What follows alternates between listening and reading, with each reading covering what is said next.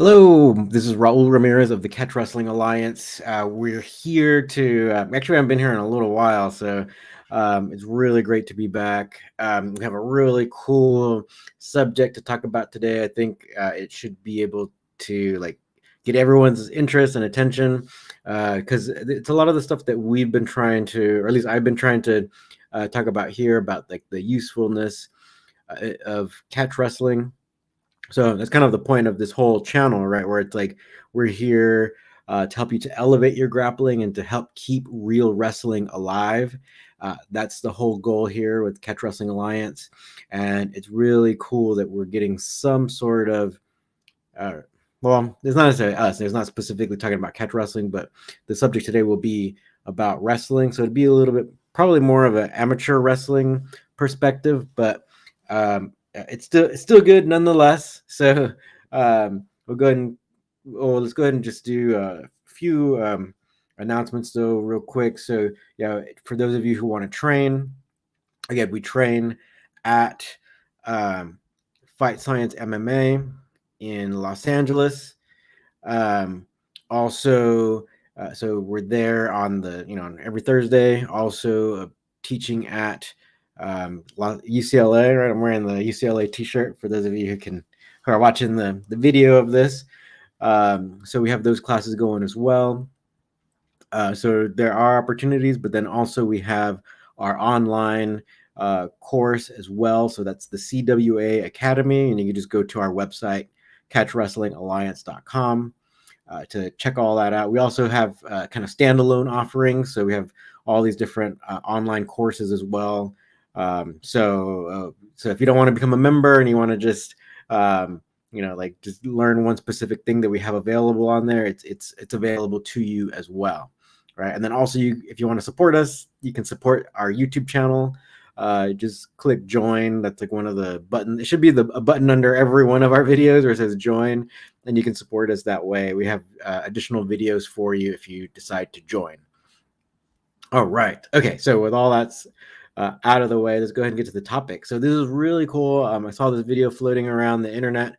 It is something that I really tend to agree with. There's stuff that I've been trying to say for a while, but it's really cool when someone who's like more in mainstream jiu-jitsu kind of talks about it. So it's Ryan Hall, who Ryan Hall is kind of significant for a couple reasons. So not only does he fight in UFC, and he's been successful in winning his MMA matches with jiu-jitsu and like leg locks and whatnot.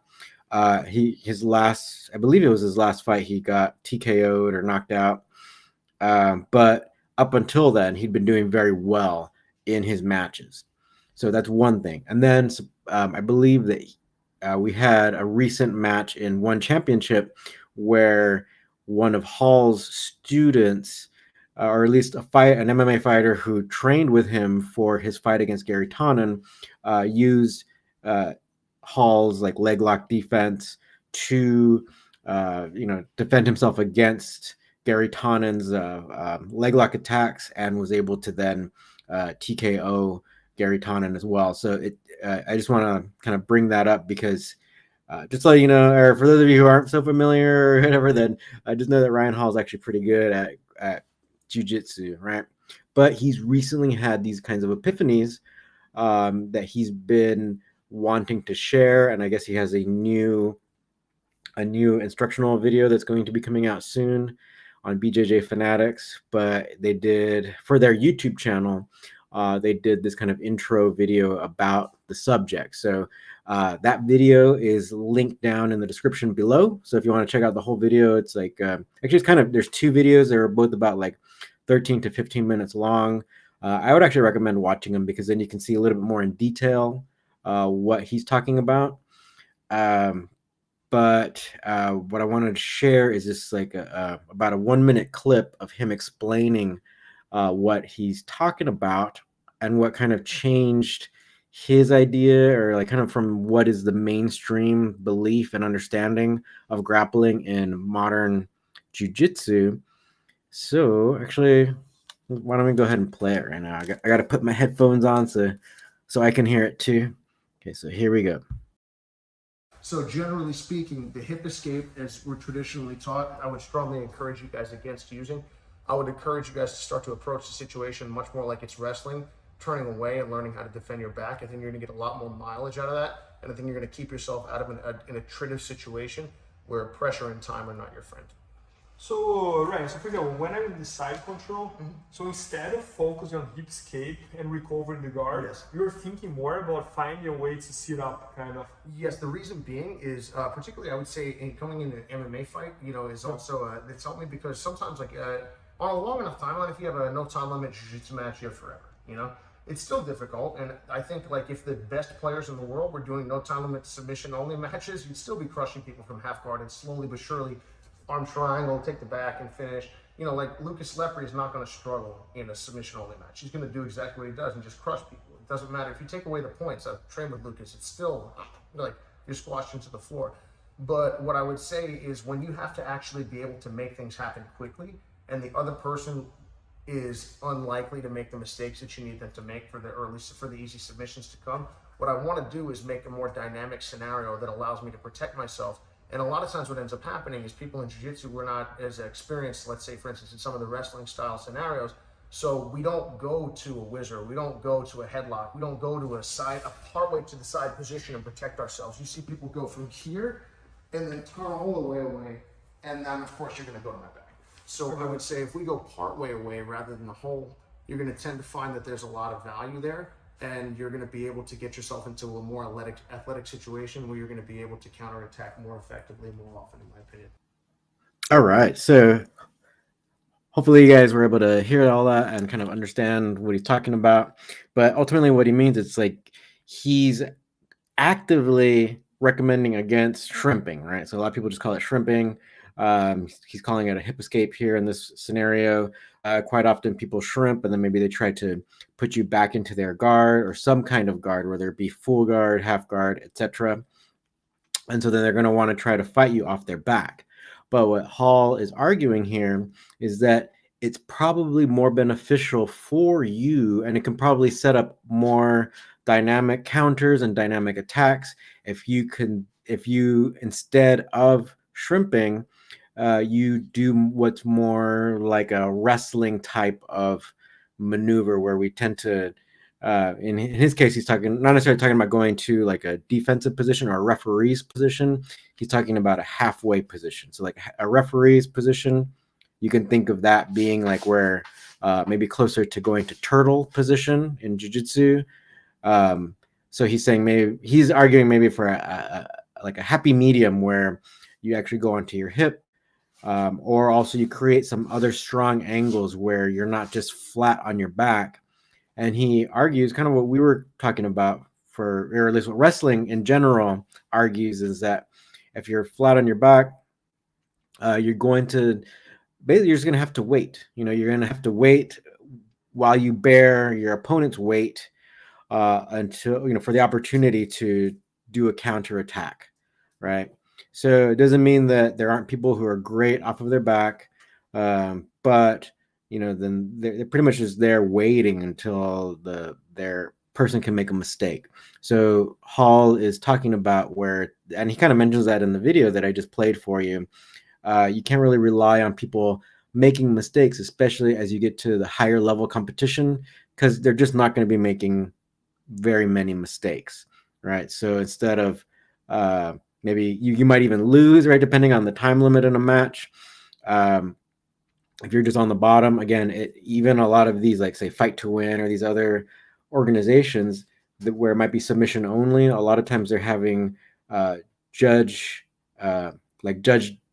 declare the winner at the end, and it's usually the person who's not only attacking more, but usually the person who's on top the most, right? So this is actually kind of like it shows maybe somewhat of the influence of wrestling, but this is the way even collegiate wrestling was done a long time ago, like in the 1930s, as where they actually, and there's still a remnant of this today, where it's called riding time, where like if you can like be on top and you ride that person for a certain amount of time, then you can actually get an additional point.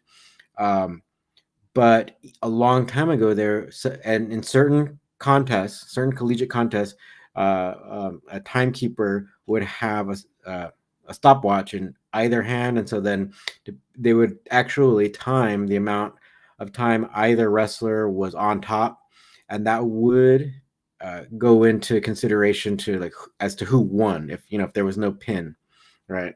So uh, wrestling is, or like even jiu-jitsu competitions, if it goes full time and there's no winner, quite often the decision will go to the person who did the most wrestling or who was on top the most, right? um, so it is very, very important. Actually, I've been wanting to maybe even do some videos, so showing some of these kinds of moves where um, I would argue, and so maybe what I'll do is what Ryan Hall is suggesting is safe for him, where he's not going to go all the way to turtle or all the way to referee's position. It's safe for him because a lot of people are just doing jujitsu or the amateur wrestling or whatever. So I think it's safer for him to do like he wants to go to kind of like this halfway mark where he's on his hip. I think ultimately against a well-trained, say like catch wrestler, where we have a lot more submissions and neck cranks and stuff, that going to your hip isn't necessarily the strongest position. But at least he's not smashed on his back, like he even states, right? So it'd be interesting to see what changes in his future MMA fights. But I think it's safe to say that he's changed, or maybe he's had an epiphany. So with that being said, let's go ahead and check out some of your comments. Jonathan Jimenez, wrestling is the grappling art that helps MMA the most. The last couple of years prove it. Yeah, we have a lot of strong wrestlers just dominating from the top. All right. Jonathan Jimenez, again, he says, yeah, it helps your MMA the most. Shrimps are for wimps. Hala, Coach Raul. Hello, Hala. You are looking younger by the day. Are you still vegan? Yes. Thank you. Yeah, I don't know. It'd be kind of cool to grow young, but still enjoying, the ability to wrestle and stuff. And so, with that being said, I mean, say if you are someone who's older and you haven't started any kind of martial art, just start. It's really, and you can start at any age, and if you keep using your range of motion, basically if you don't stop moving, you'll be able to move. Well, of course, there's all these like exceptions to the rules, but ultimately, just think if you don't stop moving, you'll be able to move better than other people up until for decades and decades. So if you stop moving, then everything gets worse. Good question from Jonathan Jimenez. Can everyone join UCLA now? I don't know. Things are relaxing, like their restrictions for COVID and all that are definitely relaxing more and more. But I think it'd probably be safer to say maybe in fall, like if like say if we don't have some big surge in COVID or whatever. Hala, are you going to do a catch MMA course? Well, there's that one where it's the catch wrestling and Sanda. That's up there. But yeah, if there's any specific aspects, then yeah, we'll definitely try to consider doing that. Oh, so Hala again. So with striking, yeah, why not? So yeah, maybe we can do one about that. Where so it would still I would still consider kind of like the Sanda with the catch wrestling mixed. I think those are the two best combinations for MMA, or the two best styles to combine for MMA. And we're actually kind of seeing that proven, at least with some of the women in MMA who like the Chinese women in particular, who come from a Sanda background. They're doing very well. Or even some women, like for a while, there was a woman fighter from Indonesia. She was the Indonesian national Sanda champion, and she was beating a lot of women for a while, and I'm not sure what happened to her, but I think she lost one fight to a Chinese woman who did Sanda as well. Um, but yeah, I don't know if she fought after that. So at least that was the last fight of hers that I remember. That was her name's like Hurtati. I think they just call it. Well, she has a long name. I think. I think that's why I don't remember. It's like 4 words altogether. But I think the first name was Hurtati, and she was from Indonesia, and she got beat by I believe she got beat by the woman who beat Zhang Wei Li, in like the only woman to beat Zhang Wei Li in an MMA match. Um, so yeah, we'll see if So we are seeing not only in UFC but in one championship, a lot of the Chinese Sanda women are doing very well. So it shows, and even one championship also. I think it's been a couple years now, but they put out an article about what are the top styles. I think it's the top 5 martial art styles that are most effective for MMA, and in no particular order. Like Sanda was up there. They call it Wushu, but because the official long name is Wushu Sanda. So, but just for short, we call it Sanda. So, but yeah, it does have a much longer official name. All right, but Wushu just means martial arts in China, and so Sanda means the fighting part, and then they have Wushu.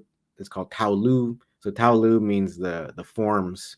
So that in kung fu competition, they can have the fighting part and then the forms part, but it all falls under the category of wushu. But quite often people consider wushu to just be the form stuff, but technically it's just the umbrella term. All right, so hopefully that didn't bore everyone. But let's kind of get back to the point where that what Ryan Hall is talking about is uh, ultimately your body can bear someone else's weight if you have your back towards them or if they're on your shoulders or whatever. It's just the way our bodies are built so that they can withstand or bear weight, right? So it is ultimately better to kind of give someone your back. He'll talk about it a little bit more in his in the YouTube videos. And he kind of says, people that knew basically in jiu-jitsu, oftentimes, from the beginning, you're really warned against giving someone your back because you can get rear naked choked and whatnot. But Hall is also arguing in the video, not the one that I showed you, but if you watch the full length ones, he'll even say that it's not as bad, as people think, and especially if you have some good choke defense and if you have some good wrestling follow-throughs, then it's not as bad as you think. I think we kind of, from time to time, I'll make a video about it here on this channel, on our YouTube channel, showing escape. I think that was one of the recent. Actually, wasn't that one of the last video I did? So it was one escape from a back take. I think we'll do a few more because I don't know did anybody see the fights this morning from Singapore from one championship? There was that grappling match between Imanari and Mikey Musumeci, where Imanari got strangled. So spoiler alert, right? So, sorry about that for if you didn't watch it, but the ending was actually all over the internet. One championship also posted the ending of that match on their social media, whether you're like on Facebook, Instagram, whatever. It's all over the internet. So and even what the leg locker Instagram also posted the highlights of that match, because it was a really epic where it's like you have Musumeci, who's really talented, going up against a guy who's kind of like one of the pioneers of just like going in and diving for a leg lock in MMA. So Imanari, and we even call these the entries, right, Imanari rolls and stuff in no-gi. So it was a really cool match.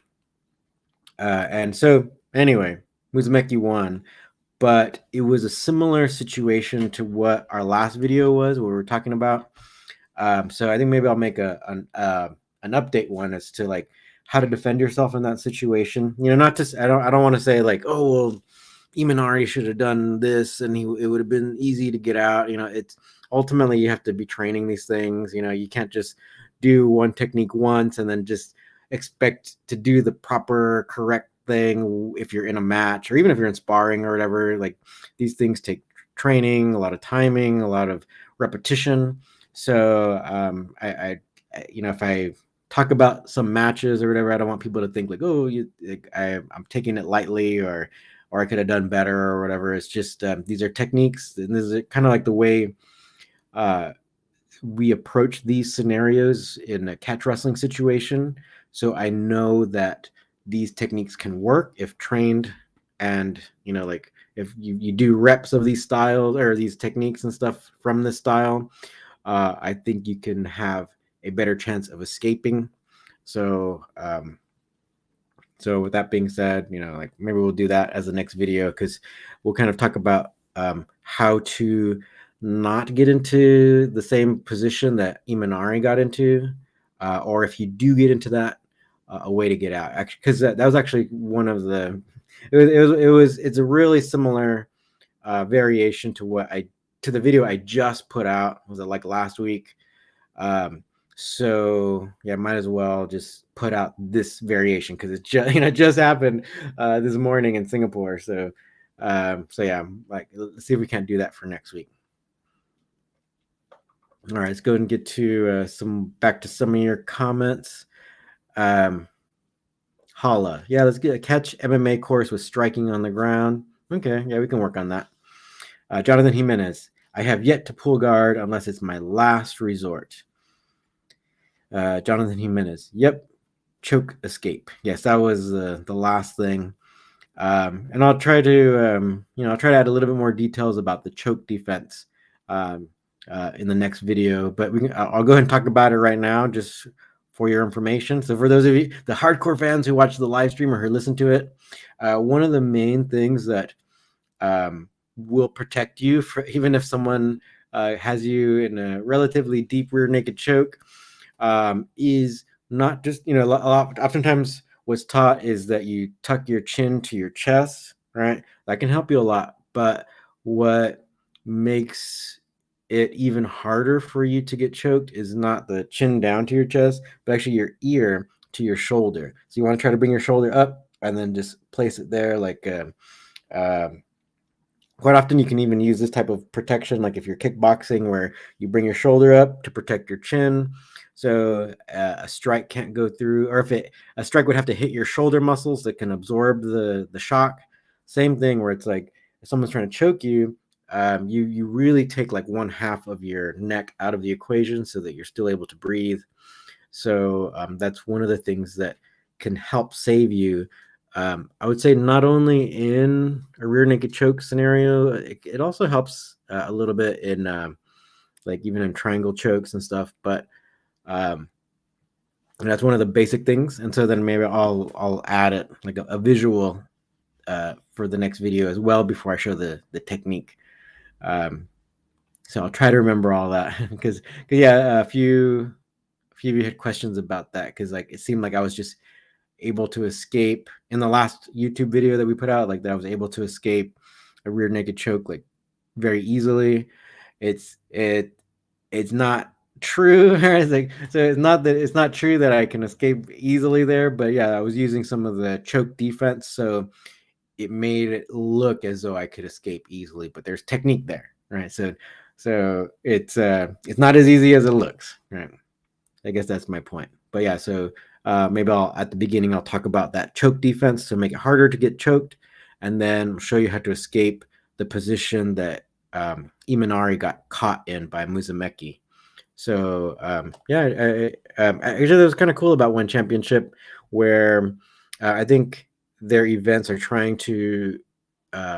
I think it's almost like a variety show of martial arts, but I think that keeps everything interesting. Where it's like they'll have MMA rules matches, they'll have Muay Thai rules matches, and then grappling matches as well. So I think it can be a pretty exciting night, and they're kind of showing or giving respect to all these different styles. I think they've even had boxing. It'd be cool if they had Sanda rules matches, especially since they're getting more and more fighters from China, and especially since a lot of the women do Sanda. So it'd be cool to have some of these Sanda rules matches. But we'll see. The CEO guy's I think like ethnically Thai, so I heard that he does have like like a particular love for Muay Thai. So I don't know if we're gonna get some Sanda rules matches, but I think if their roster grows with Sanda fighters, then potentially yes, they can have that. Okay, but with that being said, um, let's kind of get back to the original subject again. So I would even argue, I would say like Ryan Hall's talking about only going halfway away from your opponent, so turning your back kind of halfway towards them and being on your hip. I would argue if you can grab wrists or get a wrist control, it's much safer to then go all the way to turtle or go all the way to referee's position. Because once you grab a wrist and you get wrist control, it becomes extremely hard for them to finish any kind of submission, or even if they want to try to go for a choke or whatever, it becomes very hard because usually, unless it's some kind of flashy choke, you're definitely going to need, two hands, right, to get the leverage to finish, right? So that would just be my 2 cents as well in there. But I think it's really cool that we are seeing people that are as respected and in jiu-jitsu and nogi and MMA kind of coming out in favor for a lot of the wrestling techniques or the wrestling approach to grappling. So with that being said, let's go ahead and show you the clip again, because it's been quite a few minutes since we showed it. So for those of you who are joining in, like right now, you might not know what we're talking about, but MMA fighter from UFC, Ryan Hall, had an epiphany about wrestling and taking a more of a wrestling approach to his grappling. And I guess he's going to be coming out with a instructional on BJJ Fanatics. So on the BJJ Fanatics YouTube channel, he came out with 2 videos kind of explaining his epiphany. So if you want to watch one of them, I think the one that I got this clip from is linked in the description box below.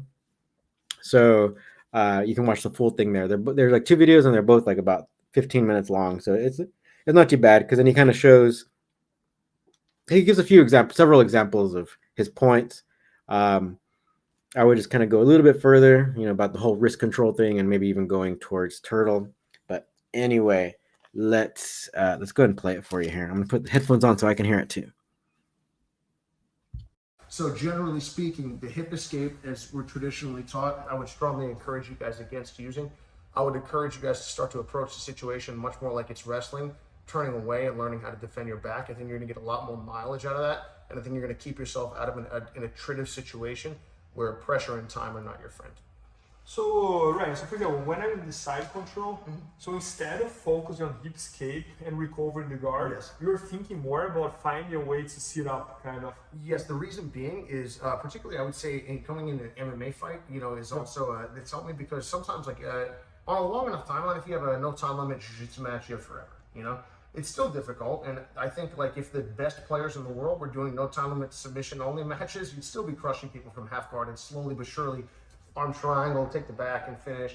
Like Lucas Lepre is not going to struggle in a submission only match. He's going to do exactly what he does and just crush people. It doesn't matter if you take away the points. I've trained with Lucas. It's still like you're squashed into the floor. But what I would say is when you have to actually be able to make things happen quickly, and the other person is unlikely to make the mistakes that you need them to make for the easy submissions to come, what I want to do is make a more dynamic scenario that allows me to protect myself. And a lot of times what ends up happening is people in jiu-jitsu, we're not as experienced, let's say, for instance, in some of the wrestling style scenarios. So we don't go to a whizzer. We don't go to a headlock. We don't go to a partway to the side position and protect ourselves. You see people go from here and then turn all the way away. And then, of course, you're going to go to my back.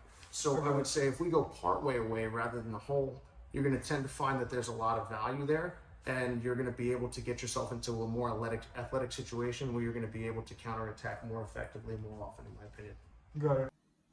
All right, so hopefully you guys, at least those of you who are watching, there's only kind of like one segment there where he kind of gives a visual demonstration, but basically what it is he goes from a shrimp position, right? Or he calls it a hip escape, or people tend to call it, or commonly call it like a shrimp position, to rolling halfway away from the person, so partially giving your back to that person.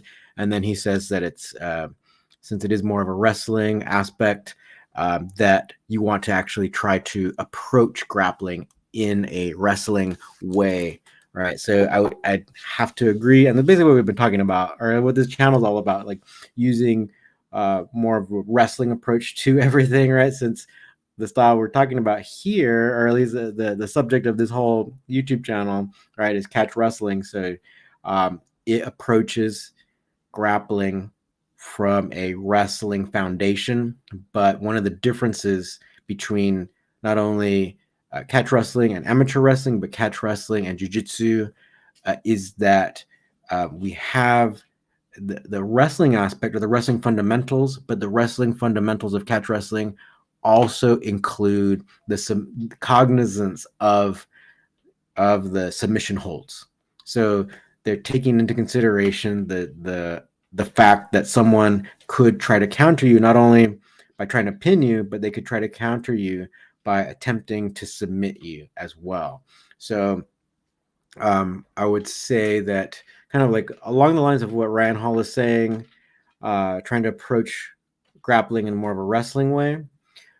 But, of course, I would say try to approach grappling in more of a catch wrestling way, because then you have counter submissions that you can use, or you would also have counter wrestling, like, to say if you're the person that's ended up on the bottom, you want to try to get out, you would have counter wrestling that could be a little bit more aggressive or more advantageous for you than like just approaching it from an amateur wrestling perspective. So like maybe people who watch Ryan Hall's instructional videos, they might want to then go out and learn freestyle wrestling or folk style wrestling if you're in the United States or whatever. But I don't think that would be the most well-rounded, or like the most ideal way. I would say, of course, learning authentic catch wrestling would probably be the ideal way, right? Because again, it does have these wrestling moves, wrestling fundamentals, but we're aware of the submission holds. You can also do counter submission holds as well. So I would just add that, right? But Hall is right where he talks about like people just aren't used to these kinds of, especially if you're a jiu-jitsu practitioner, and like from day one, you're taught, don't ever give your back and whatever, and always face them and whatnot. So you get these things ingrained in you, so it's kind of hard to do something different, right? All right, let me see. So going back to some of your comments. So Jonathan Jimenez, Raul, do I finally count as a catch wrestler? I don't know. I'll think about it. No, but just keep coming to class and training. Henry Lopez. This is similar to hocking position. Yeah. I still think kind of like giving, like turning to your hip and kind of giving half of your back. I guess it's better than shrimping in Ryan Hall's perspective. Because you can do more things with that kind of half turn, but still being on your hip isn't necessarily the most strong position. You can still bear some weight, but someone can still, because it's not so much of like a leg or an arm that can post out and can block someone if they're trying to push you or pull you. Really, going to the turtle with wrist control will probably serve you a lot better. You can do all kinds of things like sit outs and whatnot. So which can be more dynamic. You can do all kinds of counter moves. You can counter by taking their back. You can counter by doing all kinds of submissions, kinds of chicken wings, all these different types of catch wrestling based submission holds. So I think there's a lot more that you can be doing that can enrich your grappling, right? All right. So speaking of enriching your grappling, right, you can, for those of you who don't live in LA, right, you can always and you want to learn, you can always join the CWA Academy on our website. If you're in LA, we're at Fight Science MMA. We're also at UCLA if you happen to be a UCLA student. Um, but yeah, and you can also support us through our YouTube channel, and we have all these extra videos for you once you become a member. All right, so keep on asking questions. Hopefully, this was really beneficial. Hopefully, you can kind of see where it's like even people who are in the mainstream of martial arts or grappling, they're actually discovering right the value of approaching even no-gi as from a wrestling perspective. So another thing which should be interesting. So Ryan Hall will be competing in the ADCC finals, right? So let's see how he does. Hopefully he can show that a lot of this the wrestling perspective can be beneficial, and hopefully he can go far. Really, I hope so. So at least it can further validate not only his point, but our point as well, right? So that learning catch wrestling.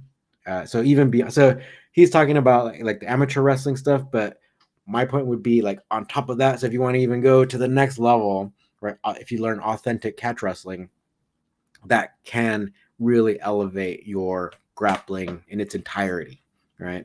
So that's our point from this channel, right? So I wish him luck because in a way now he's championing wrestling, right? So I hope he does very very well. And so if you want to see his original videos from the BJJ Fanatics YouTube channel, the link is below. Hopefully, BJJ Fanatics don't try to pull our video down because we have I think the clip that we use is like a minute long, so hopefully it's not too long where they try to flag it or whatever.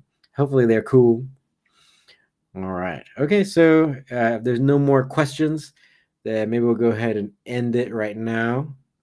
Thanks everyone for watching. So we're here to help you elevate your grappling, and together we keep real wrestling alive.